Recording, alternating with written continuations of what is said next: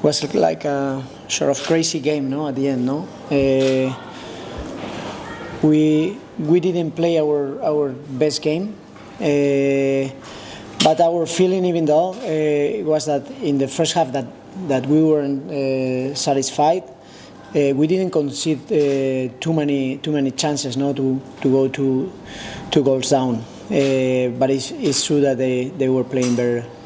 And then after conceding the third goal, no, in a very difficult situation, what I'm proud is about the team, about the way that we fought, about the way that we never gave up. And this is very important for us because we are a team that we are still building.